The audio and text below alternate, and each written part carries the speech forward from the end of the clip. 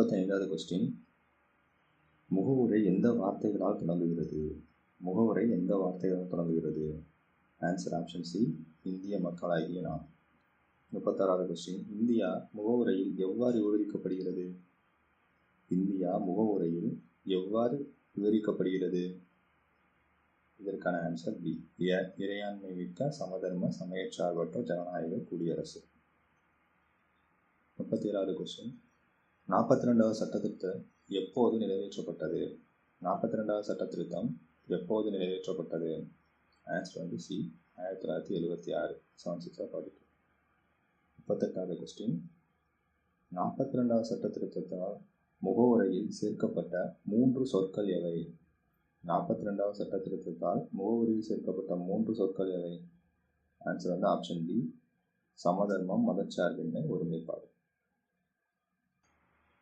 39வது question. Citizen என்ற சொல் எந்த லத்தீன் சொல்லிலிருந்து வந்தது? சிட்டிசன் என்ற சொல் எந்த லத்தீன் சொல்லிலிருந்து வந்தது? ஆன்சர் பி, சிவிஸ். 40வது கொஸ்டின். இந்திய அரசியலமைப்பில் குடியுரிமை எந்த பாகத்தில் இடம்பெற்றுள்ளது? இந்திய அரசியலமைப்பில் குடியுரிமை எந்த பாகத்தில் இடம்பெற்றுள்ளது? ஆன்சர் ஆப்ஷன் பி, பாகம் 2. 41வது கொஸ்டின். குடியுரிமையை பற்றிய சட்டப்பிரிவுகள் எவை? குடியுரிமையை பற்றிய சட்டப்பிரிவுகள் எவை? Option B, 5 to 11. 42வது கொஸ்டின். குடியுரிமை சட்டம் எப்போது இயற்றப்பட்டது? குடியுரிமை சட்டம் எப்போது இயற்றப்பட்டது? Answer option C, 1955.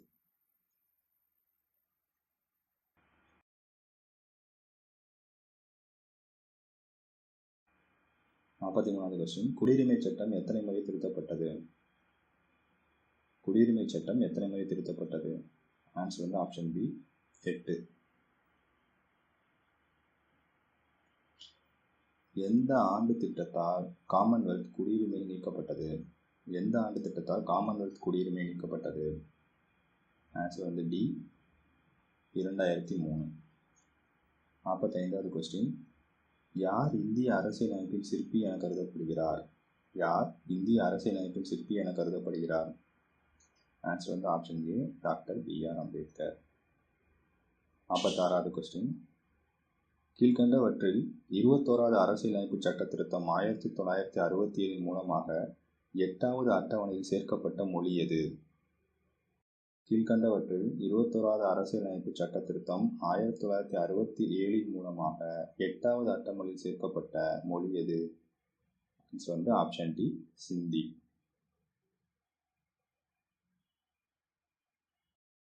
47வது கொஸ்டின்.